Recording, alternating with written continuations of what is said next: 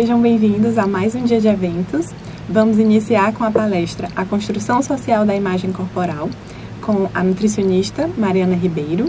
Ela que é formada em nutrição pela Universidade de Fortaleza, Unifor, tem especialização em transtornos alimentares e obesidade também pela Unifor.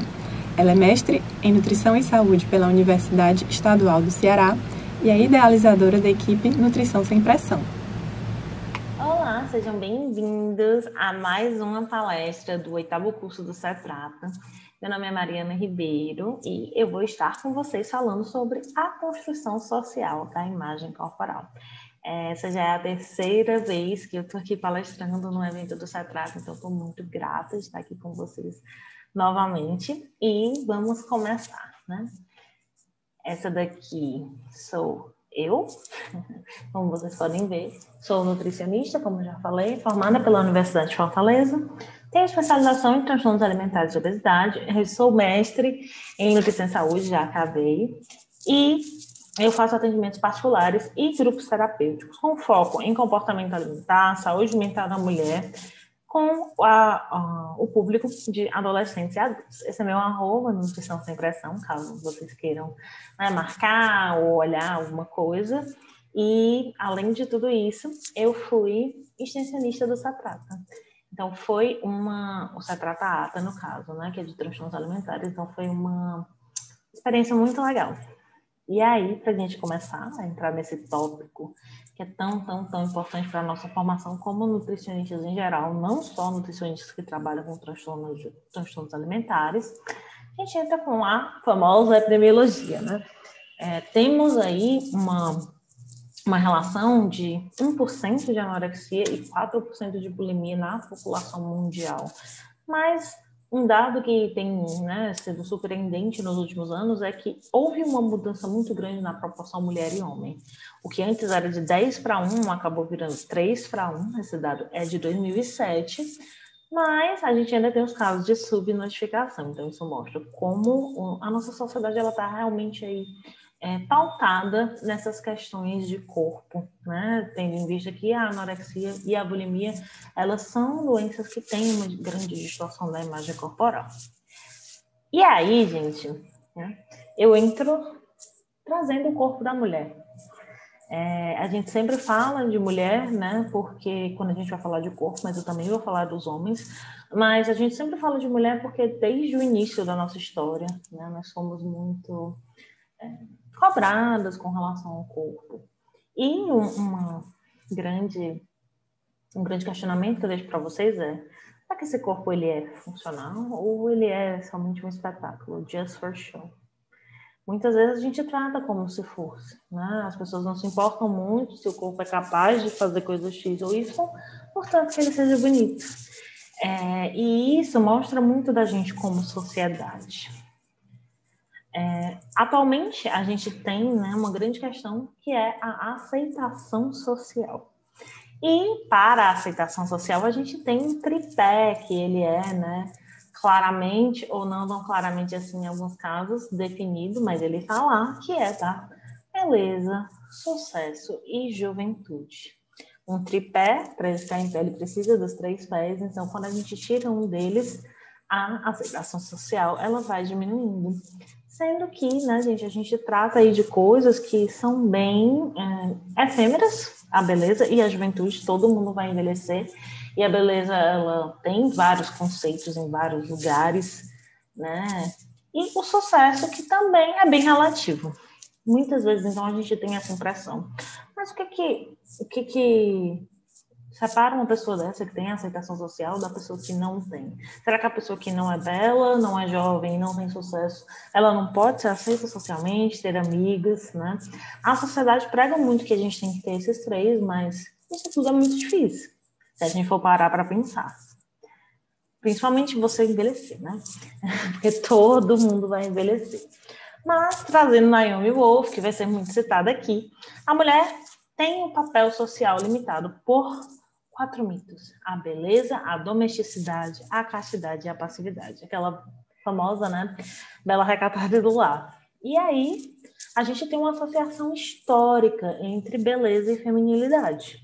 a mulher, ela sempre é julgada com relação ao seu corpo, à sua beleza, à sua delicadeza, e acaba que a gente tem essa construção estética como um dever para a mulher. Tanto é que se a gente pegar, né, se você tiver alguma amiga ou alguma moça na sua família que, sei lá, não faz as unhas ou não tira os pelos da axila, ela já é vista de uma maneira diferente, quando isso, na verdade, não vai afetar em nada o que a pessoa é. Né? Então, a gente tem muitas construções e muitas limitações mesmo que trazem esse papel da mulher dentro de uma caixinha. E muitas vezes a gente nem sabe por que a gente está dentro dessa caixinha. E aí a gente entra nesse projeto Beleza, que é interminável, inalcançável e impossível. E à medida que a gente vai se ocupando com esse projeto Beleza, a gente deixa de se ocupar com outras coisas. A participação social e política, por exemplo, diminui bastante. Se você está só pensando em comida, se você está só pensando em corpo, em exercício, o quanto você pode se dedicar a outras coisas, né? Tanto é que a gente vê muito poucas mulheres na política atualmente. E aí a gente cria, né, um padrão de beleza no qual não se pode relaxar por nenhum momento, associado a esse medo de ser vítima do sofrimento daquelas pessoas desprovidas de beleza. Mas o que é tão errado assim, né? Parece que pessoas que não são bonitas não iriam merecer um certo tratamento, quando isso é um conceito bem distorcido se a gente for parar para pensar. Mas a gente vive em busca desse ideal de beleza, desse padrão, que é impossível, porque sempre vai ter alguma coisa para você ajeitar. Se não for o cabelo, é a sobrancelha. Se não for a sobrancelha, é a pele. Se não for a pele, é os cabelos. Os cabelos de novo. Se não for, né, nada disso, é o corpo. Então, a gente entra com padrões que são muito pesados e que não funcionam para todo mundo, porque as pessoas não são iguais. Mesmo quando a gente tem, né, pessoas que estão dentro do padrão, a gente vê que elas mesmas não se consideram no padrão, porque é um padrão muito cruel de exclusão. E aí, como é que a gente chegou nisso? Né? Como é que a gente chegou, a nível de Brasil, nessa grande questão? Porque a gente vê, né, que em outros países as coisas são um pouco diferentes, cada país com suas particularidades. Mas no Brasil, se a gente olhar um pouquinho, né, sobre o papel, a gente olhar um pouquinho o papel das mulheres no desenvolvimento do país, a gente sabe muito pouco. A gente tem uma ou outra, né, figura histórica que talvez ajudou, né? A gente lembra aí Princesa Isabel, por exemplo, mas a gente sabe muito pouco sobre as mulheres. Por que será, né? O que a gente vê é que o Brasil, ele evoluiu no regime patriarcal, onde a mulher brasileira era vista como um sexo frágil e belo, e o homem brasileiro era visto como um sexo forte e nobre. Coisas tais que continuam influenciando a maneira como a gente trata homens e mulheres atualmente, né? na nossa vida em geral, não só como profissionais. E aí, o que a gente tem? No universo masculino, a gente tinha aquele senhor do engenho, que era o todo-poderoso, que era servido. Então, as relações de autoridade eram muito grandes. A organização familiar girava ao redor dele. Então, a mulher, os filhos, os escravos, todos eram submetidos à autoridade daquela figura masculina. Ao homem sobressaiu a força, a intelectualidade, a autoridade e a racionalidade. O que, gente, olhando assim, né? Você pensa, não, ele era, né, o considerado o grande cara. Mas, imagina só você ter que viver com opressão, né? Que você sempre tem que ser a pessoa que manda, a pessoa com autoridade, a pessoa intelectual. Ao mesmo tempo, no universo feminino, a gente teve que se limitar à obediência e procriação. Nós deveríamos, né, as mulheres, ter o papel social de ser boas esposas e boas mães, pertencendo unicamente ao espaço doméstico. A gente tinha muito uma visão de fragilidade física, né, de que as mulheres elas tinham uma natureza inferior ao homem, que elas estavam ali realmente para servir. Então, seriam mais propensas à passividade, submissão, docilidade, meiguice e à clareza dos sentimentos. As mulheres eram consideradas como exemplos, né? Elas deveriam ser exemplos da moral e dos bons costumes. Tanto é que era um absurdo se a mulher não fosse de acordo, né, com a moral e os bons costumes. E aí a gente tinha uma idealização muito grande da mulher. Também do homem, né, que parece que ele tem que ser perfeito, forte o tempo inteiro, mas também da mulher. E a ela eram atribuídas funções que exigiam essa perfeição. Se a gente pegar, por exemplo,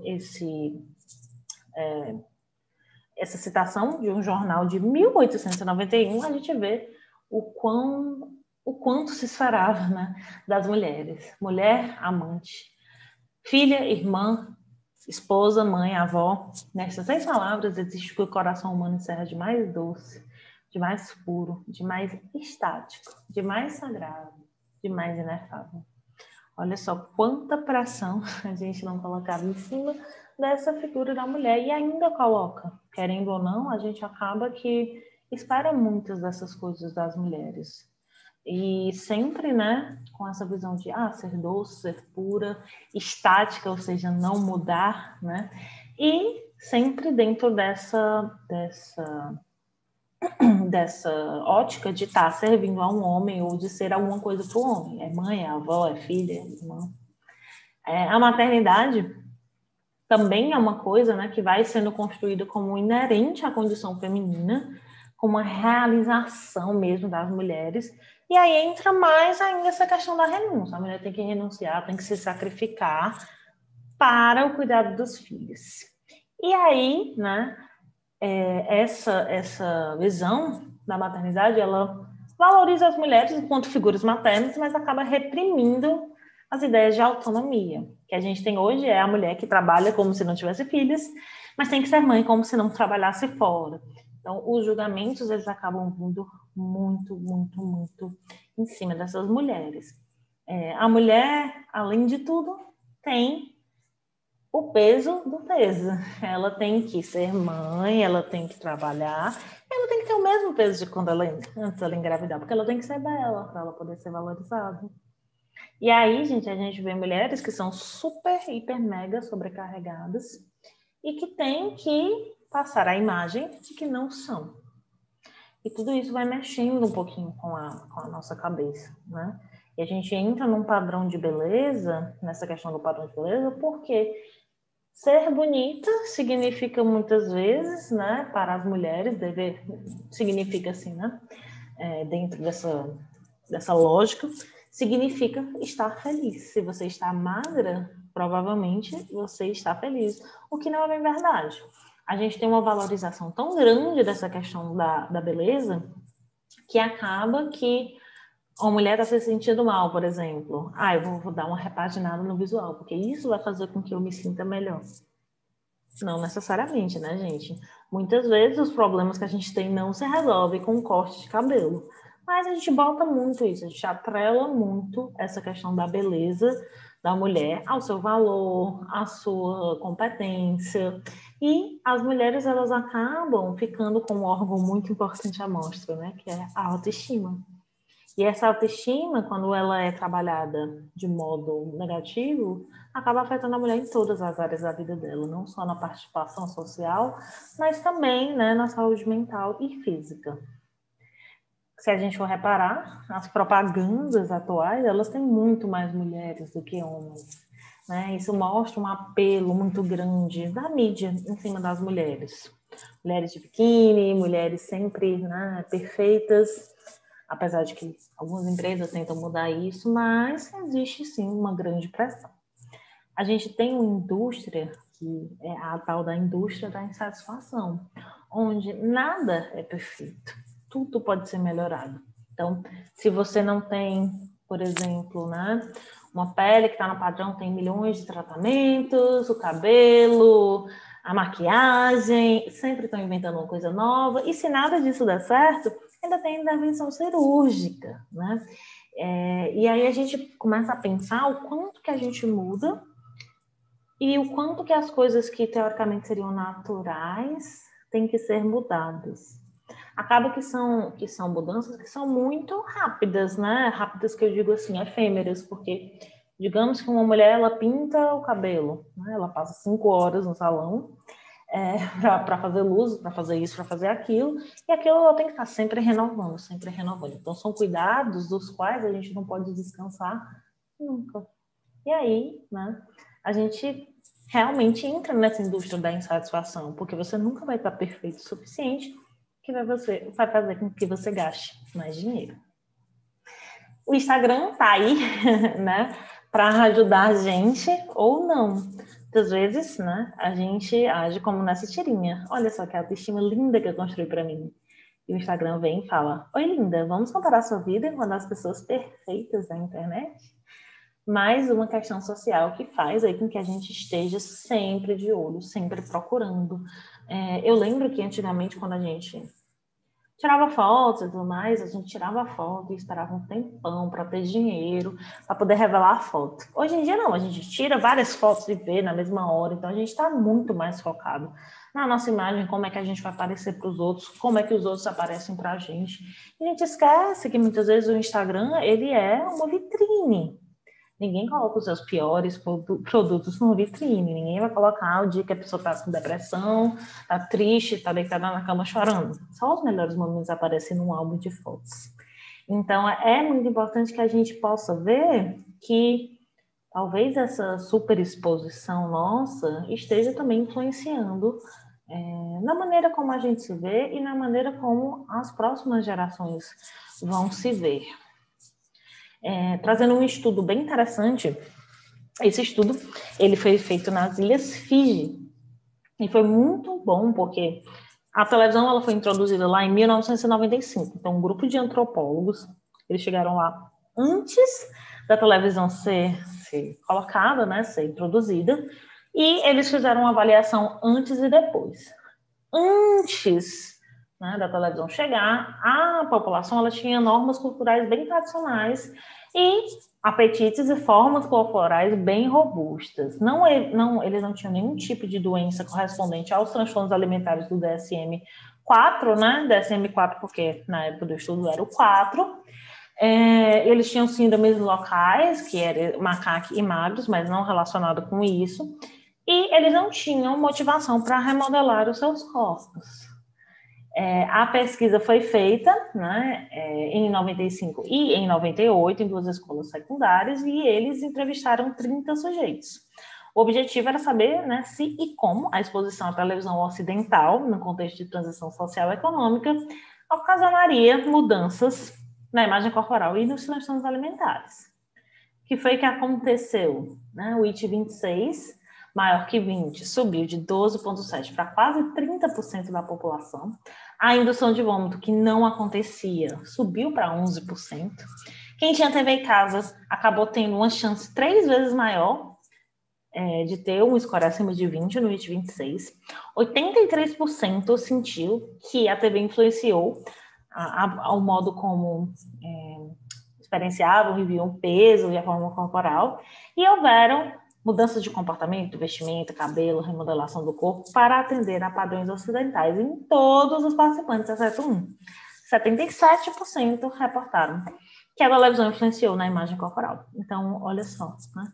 E nessa época a gente estava falando só de televisão, mas hoje em dia a gente anda com o celular o tempo inteiro, e é o tempo inteiro olhando, o tempo inteiro no Instagram, o tempo inteiro vendo imagens. Então, imagina só o quanto que a gente não é influenciado socialmente a cumprir esses padrões. É importante que a gente fale, né, que o comer transtornado é bem mais comum do que o que a gente imagina.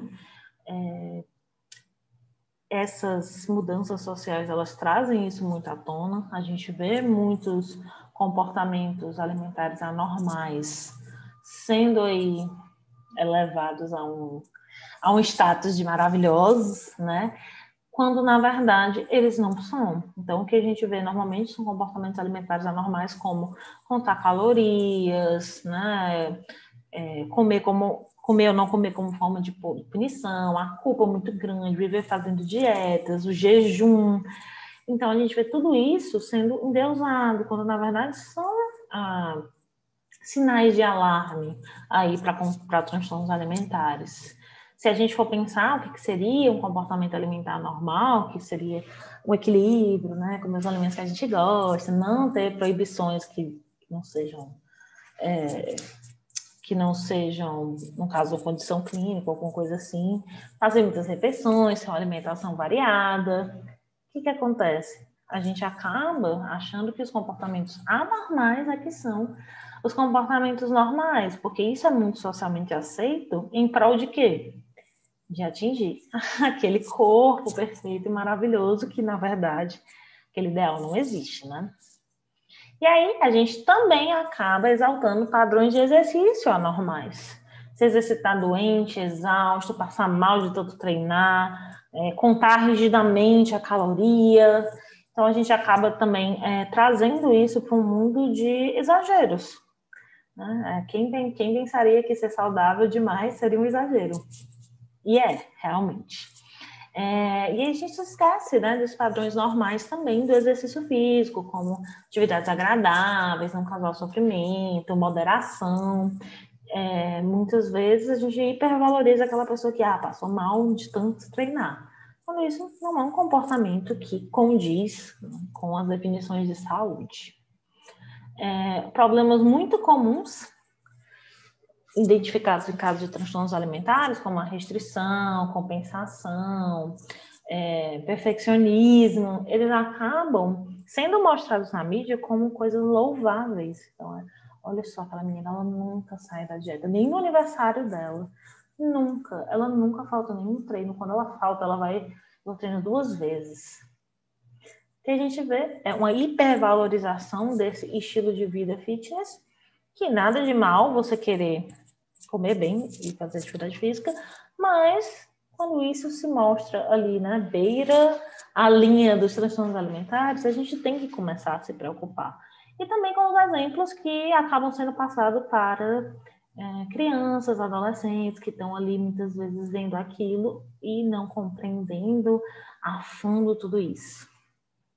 Eu, como nutricionista, sempre gosto de alertar e de falar sobre isso. A alimentação é super importante, a atividade física é super importante, mas elas são uma pequena parte de toda a nossa vida. Elas não devem ser o centro da nossa vida, mas elas são, sim, uma parte importante. E aí, um grande erro é não considerar o comer como um processo carregado de significados emocionais. Comer também é saúde, prazer, cultura, sociedade. A comida, ela não é só colocar nutrientes para dentro. É necessário que nós, como profissionais, entendamos isso e que os pacientes também entendam. Muitas vezes eles acham, não, porque eu não tenho força de vontade, porque isso, porque aquilo. Mas, na verdade, está tudo muito interligado com os nossos sentimentos, com a nossa vida, com as outras áreas da nossa vida. Então, comer não é só para nutrir o corpo, comer não é só para ter um corpo perfeito. Comer é muito mais. E aí, por mais óbvio que pareça, nada é duradouro se a gente não incluir o autoconhecimento no processo. Todos temos a nossa história e com a alimentação não é diferente.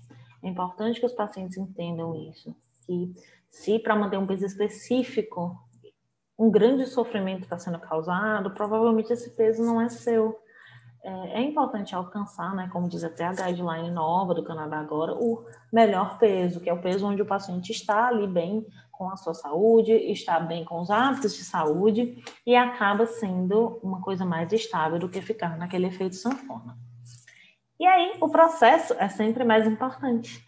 O foco sempre será tornar a relação com a alimentação leve e equilibrada. O resto é consequência. Facilitar a mudança do comportamento alimentar, mas é importante que o paciente não perca os seus significados da alimentação e a sua capacidade crítica.